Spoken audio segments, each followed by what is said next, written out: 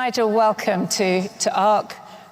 You were here last year as well. We are so grateful for you coming back this year. You have spoken about the importance of this cultural moment, of this civilisational moment. Why do you think we need to defend Western civilization today? Good morning, everybody. I'm amazed to see so many people here. Don't you know there's a red warning? We're in the red zone. The schools have all closed. No one's going to work. There's a danger to life. I'm astonished you're all here. The ARC crowd of a resilient bunch of people. Of course they are. I think that what we developed in Western civilization, the basis of which, of course, is Judeo-Christian culture. That's undeniable at every level. And the way in which we developed it over centuries to become democratic, where we had the right to choose our leaders, to fire our leaders. I think in terms of the life of ordinary people has produced the best civilization that humanity has managed. In the 2 million years it's been around. And it seems to me that's something worth fighting for and worth defending. And the extent to which Western leaders over the last few decades have lost sight of this, almost don't care. I mean, it was interesting, wasn't it? It was Alistair Campbell in the late 90s. We don't do God. Yeah? We don't do God. And the promotion of every other culture and every other religion to kids at school. Yeah. But no fundamental teaching of what we are and why what we've created has really been so wonderful. So yeah, no, I think we're in real danger. I think we're in real danger of absolutely losing a sense of who we are. And really, when I came back into politics 2 years ago, having been out for a few years, it was really the values around family, community, country, and that's why I came back. And I think there is an appetite, there is a thirst for this. And I'm also encouraged that despite the education system, it seems to me growing numbers of Gen Z are looking for a sense of purpose, looking for a sense of why are we here? And what does it mean? And can I just pick you up on that family and community? So here in the UK, we've obviously had, the murder of Henry Novak, and then the writings in Belfast as well. Can you just talk us through, in your mind, what is required to re-establish a sense of togetherness, of social cohesion once again? Well, we're living in two-tier Britain. We've got two-tier policing, we've got two-tier justice, and we've had two-tier care, but not for very much longer. Just look at Hampshire and the Isle of Wight. This incident, this appalling incident happened in Southampton. Just look at the Hampshire and Isle of Wight race action plan put in place, whereby the most serious thing a police officer can be told is that somebody has committed an act of racial abuse, whether it's true or not. And if the officer doesn't take that accusation seriously, they will be suspended immediately. So we're not policing each group with colour blindness. We're not treating everybody the same. And the police chiefs themselves admit we now police different communities and different groups in different ways. This is a road to disaster. And what would you be doing to address that and to change that? I would say that we have to treat everybody exactly the same, whether you're a police officer on the street, whether you're a university admissions secretary, everybody must be treated the same. We have to get back to some sense that we're a meritocracy. Because if we don't, the level of division, and you saw those, you mentioned the riots, but if that sense of division grows deeper, we're headed for very, very troubled times. Yeah. And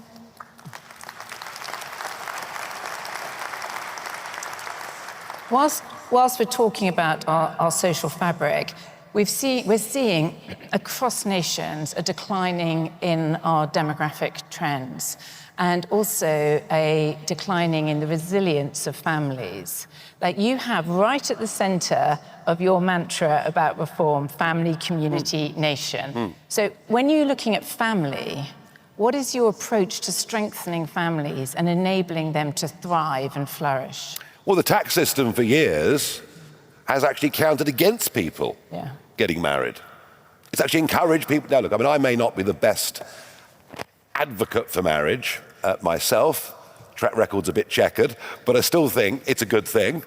And there's no doubt, I mean, all the evidence is there that children that are brought up in a married household have better life chances than those that don't. It's just as simple as that. And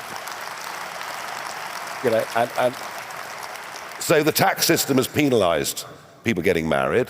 So I think there are incentives, there are things that can be done. And I also think, I mean, I've struggled with this politically myself this year, but I actually think that working couples who've got young families need some help, some incentive through the tax system to make their lives a little bit easier. And I really do.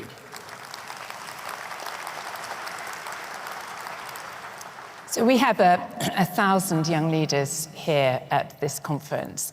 And I know from speaking with many young people that it's not so much about the tax system, it's actually about something in the culture, something more profound, that they are reticent to go into a marriage setting, a committed relationship, or, as we were hearing yesterday, there's a kind of almost breakdown in the communication between young people, between men and women.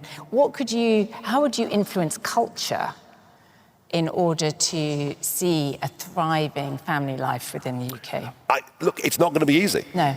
Let's be frank, we've gone so far away from the values that probably our grandparents would have been brought up with and thought normal and cherished.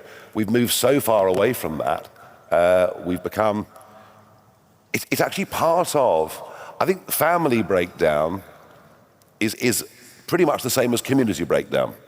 You know, when people live together in communities and they all speak the same language and they all have something in common and they all know their neighbours' Christian names and they take part in community events, you know, when that starts to break down, what happens? People become individualized, they become more selfish, they don't know the names of the next door neighbors. And I think downstream of that, a similar thing has happened within families. And I'm not pretending that government on its own can wave a magic wand, because it can't. But we can at least start to make the argument that living in a family, living in a genuine sense of community is a better way of life. Yeah. And let's start to unashamedly champion that. I mean, you know, I grew up in a village on the North Downs with just under 1,000 people. I mean, everyone knew everyone. And yeah, you know, if the milk wasn't taken in from an elderly next door neighbor, mum would go and knock on the door. Yeah. People looked out for each other. Yeah. You know, and the church and the shop and the pub, this is where everybody met. And you know what? I look back on that, it was a great way to live. Yeah. And if we move from thinking about social coherence and family to thinking about an economy that enables our young people to thrive and to flourish, obviously we've had stagnant productivity in this country for years. And I'm beginning to see the United States reindustrializing. What would be your strategy for manufacturing, productivity, reindustrializing the UK? Energy.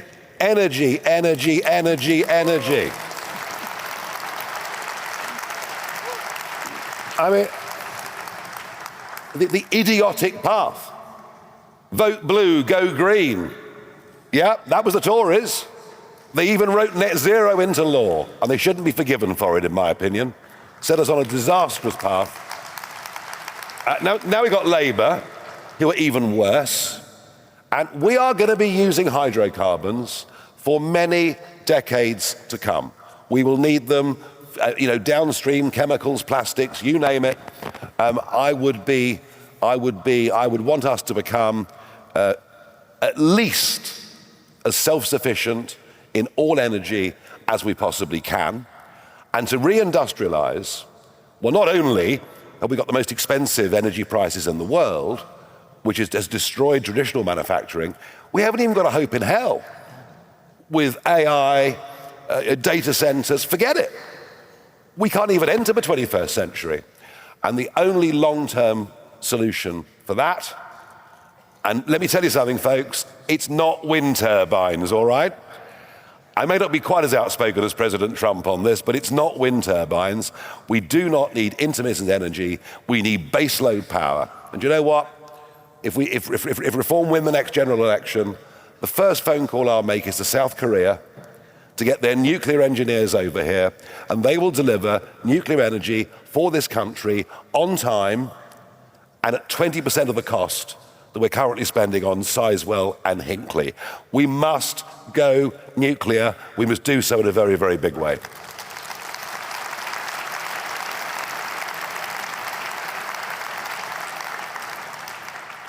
So that would be the strategy for manufacturing and reindustrializing.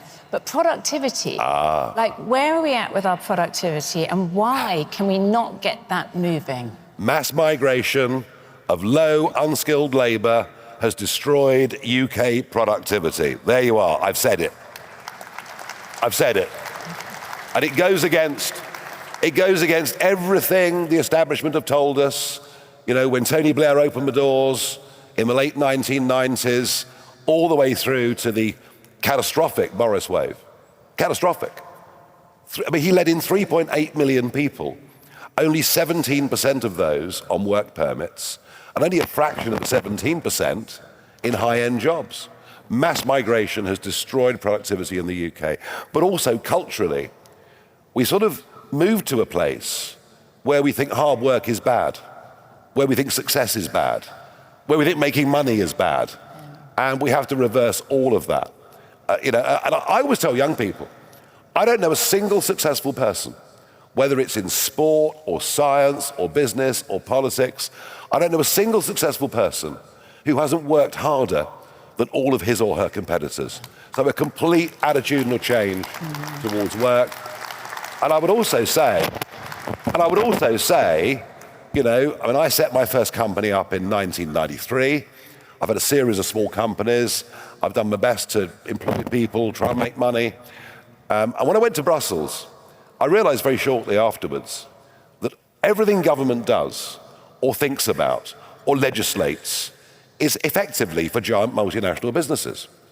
A piece of employment legislation that is there for Unilever also applies to the corner shop down the road employing 4 people. There's a complete lack of understanding that the real economic backbone of growth, and if you want wealth to be spread, it isn't going to come from half a dozen big firms down. It's going to come from hundreds of thousands or millions of people with their small businesses thriving. So a complete change in our thinking towards small business. Our 5.7 million small businesses and sole traders feel that no one's been on their side forever, and we need a complete change of culture. And we start, for example, I mean, they're now being told, well, I'll have to do this too, they're now being told that they must put their tax returns online 4 times a year. Just one little example. And digital ID registration, amongst many other things. So if we're gonna, America, the American economy, it's fascinating. You take 2008, the global financial crash, American economy, GDP, Eurozone GDP, exactly the same. Now America's doubled. It's doubled in that time. But the only criticism I would have is that a lot of what's happening in America is the upper layer progressively become even wealthier compared to those lower down. And that's why I genuinely think what happened in the 80s in the UK and America in Thatcher and Reagan's time, when we started to see entrepreneurship, we started to see small business thriving, is there was a much greater spread of wealth and a removal of so much social inequality. But it begins by making people understand that hard work's vital and that making money and success is good. Yeah.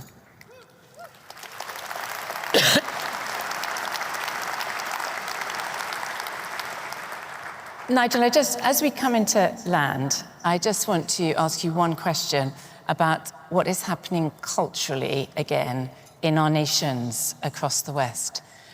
Whilst there is much that's good that's taking place, there's also the rise of anti-Semitism happening. And I'd love to know what you, as leader of Reform, would do to reverse that anti-Semitism. The reason why I want to ask this, because our next speaker is going to come and speak about this, and I think it would be great to have your views on it first. I've seen this at first hand. Yeah. I saw it at first hand in Brussels and Strasbourg. The change in the 20 years I was there. I mean, I don't think anybody who's Jewish now lives in central Brussels. And I saw, even a decade ago, kids going into school in Strasbourg, schools with quite a high Jewish population, with armed soldiers accompanying the kids into school every morning. As I say, Brussels, literally, the only Jewish people that live in Brussels are wealthy ones that live in gated communities with private security. And you know what? I fear that London is going the same way. I genuinely fear that London is going the same way.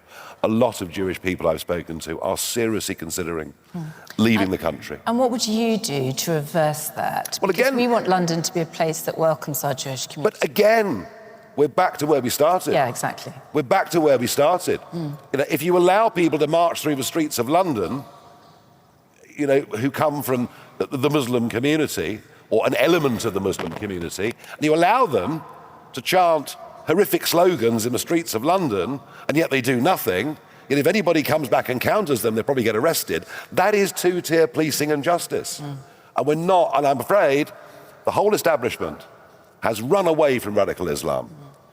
We don't even try. I mean, you know, for example, the Muslim Brotherhood thrives in this country. It's the main spreader of hate and extremism in Britain today, yet it has offices all over the country.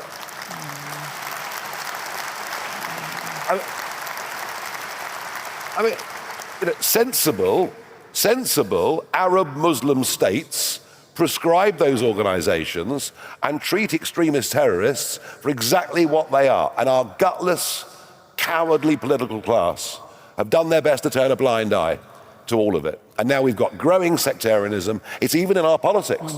Yeah. Even in our politics. So we have to stand up and say, no, sorry, we don't operate like that here. If you don't like it, tough.